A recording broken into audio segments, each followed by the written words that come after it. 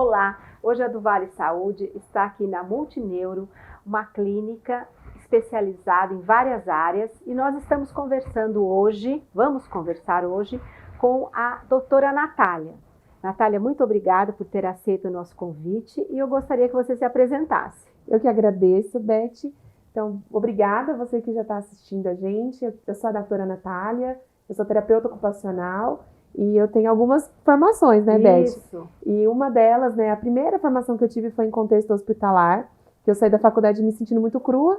Falei, bom, vou me especializar mais, eu quero aprofundar, eu já gostava de hospital. Então, foi onde eu comecei a estudar hospital, fiz a residência em contexto hospitalar, ali me apaixonei pela neurologia. Então, daí fiz uma pós em neurologia, uma pós em neuropsicologia, e nesse intervalo eu engrenei no mestrado em pesquisa clínica, em ênfase em neurologia. E aí eu conheci o autismo. Foi algo que caiu no meu colo, realmente, algo que eu não esperava. Eu não pretendia atuar com crianças, eu já estava uma grande ascensão na neurologia adulto, mas de repente me vi com o autismo e me apaixonei. Foi algo assim, realmente transformador na minha vida. E aí foi onde você se dedicou a Isso, essa... aí entrei numa pós em autismo, comecei a estudar em Curitiba, a cada 3 semanas eu estava em Curitiba fazendo a pós-graduação, e ao mesmo tempo já comecei a trabalhar com o autismo. Senti uma necessidade muito grande, que a gente vai falar um pouquinho sobre isso, sobre a integração sensorial. Sim. Fiz a formação básica, depois eu fiz a certificação internacional em integração sensorial, e os cursos no meio do caminho, né? Então, curso de desfraude, de comunicação alternativa com o método PEGS, o programa TEACH, e aí eu fui fazendo os cursos no meio desse caminho, né? Tudo relacionado ao autismo. Tudo relacionado ao autismo. Desde 2018, 2017, você tá tudo relacionado área. ao autismo. Olha só, interessante. Natália, então vamos começar contando para o pessoal, falando um pouco sobre o que é o autismo. Tá. Então, o autismo ele é um transtorno do neurodesenvolvimento, e ele é clínico, né? Então, não tem um exame, por exemplo, que você vai no hospital, você vai no laboratório fazer um exame de sangue e lá está resultado positivo para o autismo. Não existe isso. Porque ele, como eu disse, é um transtorno do neurodesenvolvimento com características clínicas que nos falam sobre o comportamento social, interesse restrito que a criança às vezes tem, o adulto tem, comportamentos repetitivos. Essas são as causas. Não, essas são as características. Características. Isso. As causas a gente ainda não tem muitas questões definidas. A gente já sabe que tem um cunho genético hereditário, mas a gente não sabe aonde está o outro restante de tantas causas do autismo. Mas que ele tem um cunho hereditário genético, isso a gente já sabe, já é comprovado. Agora, outras causas a gente ainda não tem tantas definições. Então, essas características, eu queria que você repetisse para a gente de novo essas características que eu acho importante, até para ser um alerta para as pessoas que estão aqui nos assistindo, que às vezes têm algumas dúvidas com relação às características ou, digamos, sintomas, não sei se a gente pode chamar sinais clínicos. Os sinais, né, que a criança apresenta, começa a apresentar, às vezes logo que nasce, né, nos primeiros meses, que assim, são sinais de alerta. Isso, né? isso. Então, comenta pra gente. Olha, é super interessante isso, sobre porque isso. A gente sabe que existem, hoje, para você fazer um diagnóstico de autismo, o ideal é que ele seja o mais precoce possível. E as avaliações, principalmente no Brasil, elas nos dão norte em média dos 2 anos, não a partir, mas em média dos 2 anos de vida. Porém, como o autismo está tendo uma grande evidência, e isso é muito bom, a gente consegue estudar mais sobre o assunto. Então, tem lugares que estão estudando sinais clínicos desde bebê. E a gente já tem possíveis avaliações, ainda não padronizadas, mas já estão em estudo, que você consegue ver características aos 6 meses de vida. Mas, de maneira geral, quais sinais clínicos uma família tem que observar no seu filho? Primeira coisa que eu quero deixar muito claro, isso é para toda criança, não existe essa frase, cada criança tem seu tempo. Não existe isso. Mas cada criança é única. Cada criança é única. Mas não existe que cada criança tem seu tempo para falar. Existe um limite dentro daquilo que a gente considera desenvolvimento adequado e aquilo que a gente espera um desenvolvimento já em atraso. Então, a gente tem que realmente procurar um tratamento para isso. Mas quando procurar? Quando você estiver observando sinais de atraso de fala, então a criança com 1 ano não está falando nenhuma palavrinha, mamá, papá, não está desenvolvendo, não está mandando tchau, não está mandando beijo. Aquela criança que tem o isolamento social, aquela criança que não quer brincar com pares, né? Crianças da mesma idade, um pouquinho mais velha, um pouquinho mais nova, ela só quer ficar com adultos. Aquela criança que tem interesse por coisas que não é esperado da idade, nem em intensidade, nem em razão. Por exemplo, não é normal uma criança, não é típico uma criança gostar da banda Kiss aos 6 anos de idade, se ela não vive no contexto de uma família que gosta de rock, né? Mas aí a gente tem a criança que gosta, sabe todos os CDs, sabe a faixa, sabe quem toca, quem canta, qual é o tecladista. Inclusive idiomas, né? Também a criança tem uma certa facilidade com idiomas, né? Eu tenho crianças que não falam português, mas falam perfeitamente inglês. E se recusam a falar em português. Não sei explicar isso ainda para você em aspectos linguísticos, mas isso é um interesse restrito. Eu tenho crianças que têm um hiperfoco em inglês. Eu tenho uma criança de 8 anos que fala 11 línguas. E português ele fala, mas com algumas restrições, mas fala inglês perfeitamente. E outras 11 línguas. Outras 10 línguas. Francês, japonês, russo. Fala uma língua egípcia que não existe mais. Uma língua já é morta, considerada língua morta. Mas outros sinais que a gente pode observar. Andar na ponta dos pés.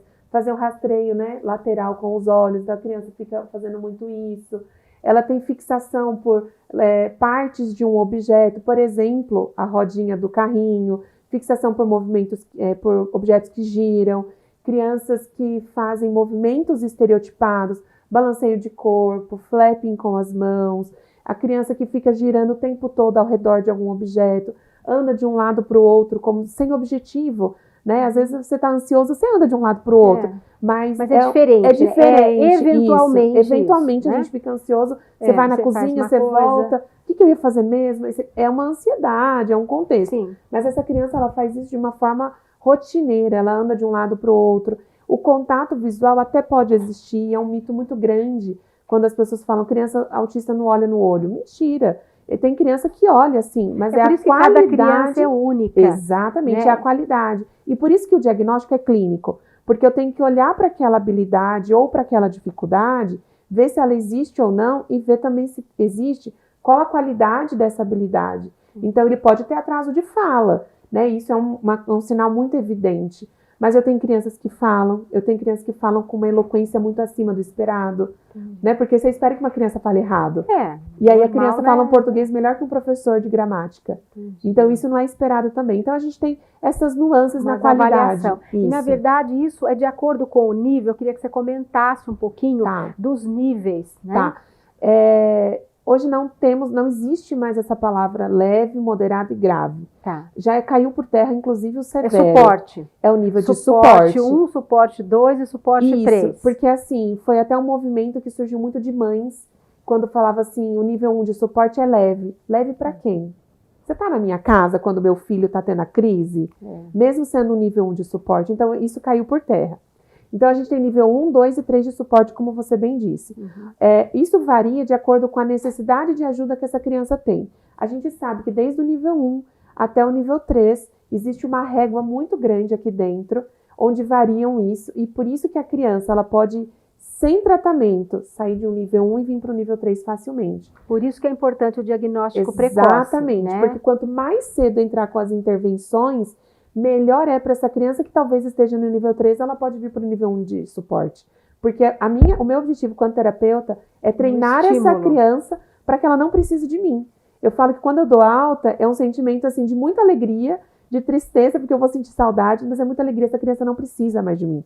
Essa criança, ela tem capacidade de conviver na qualidade de vida dela, na sociedade, no contexto dela, de forma independente e autônoma. Isso que eu acho importante a gente até frisar é a questão dela mudar de nível. Sim. Se ela é bem estimulada, se ela é acompanhada por uma equipe multiprofissional, ela pode do nível 2 passar para o nível 1. Tranquilamente. Caso contrário, se ela não é estimulada, se o diagnóstico é tardio, isso é mais difícil. De repente, ela pode até ter um nível mais leve, né, um suporte mais menos leve, suporte, né? E depois ela evoluir para o nível 2, por exemplo, por falta 3, de um tratamento adequado, de um acompanhamento, né? Porque a gente fala mais em acompanhamento, né, para essa criança. Porque acompanhar, às vezes eu falo assim para a mãe, ela vem aqui, faz atendimento 1, 2 vezes por semana, 2 horas de TO, por exemplo.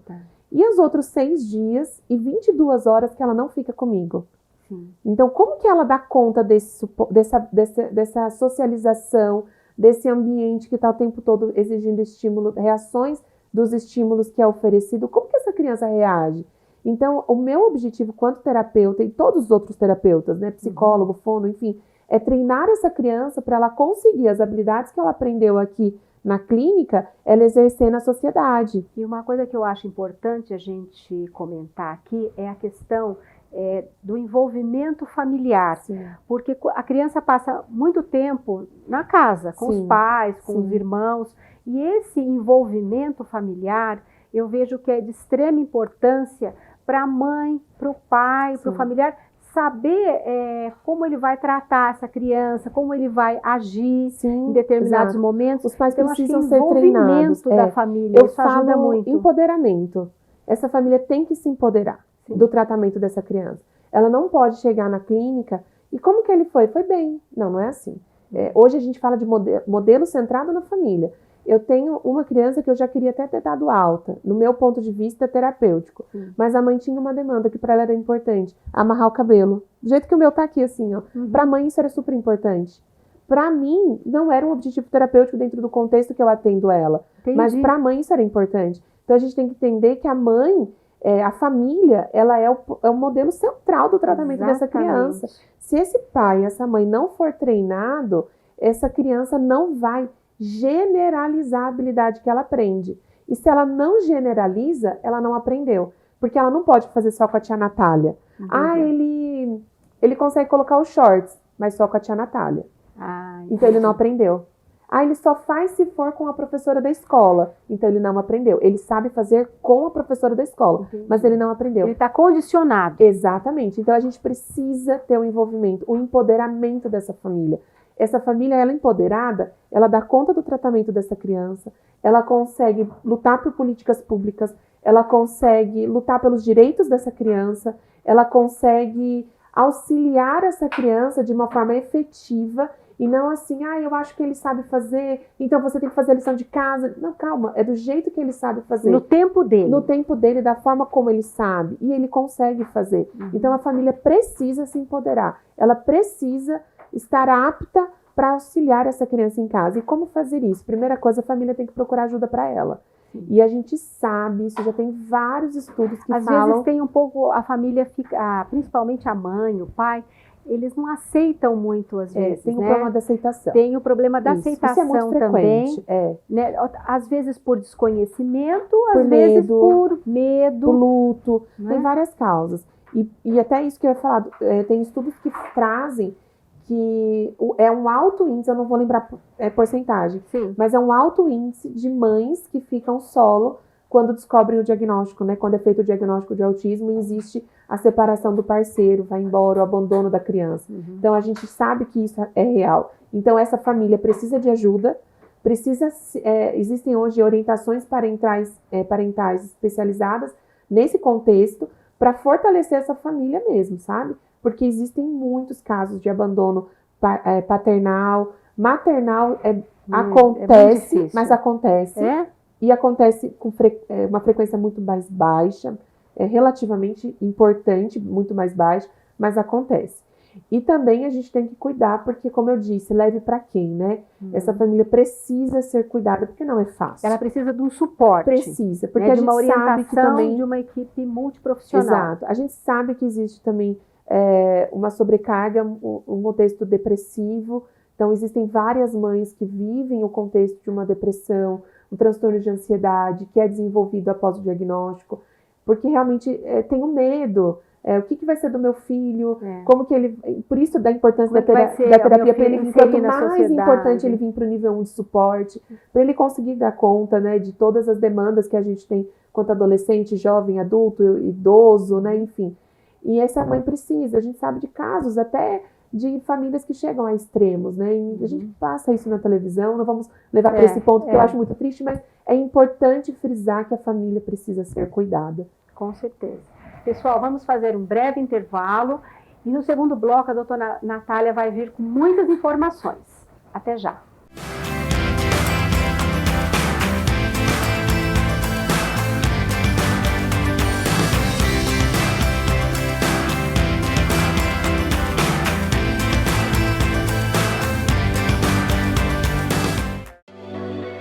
Na charmosa estância hidromineral de Águas de Santa Bárbara, a água mineral Cristal é extraída de uma das melhores fontes de água do Brasil. Com instalações modernas e através de análises periódicas, garantimos produtos de alta qualidade e compromisso com o meio ambiente.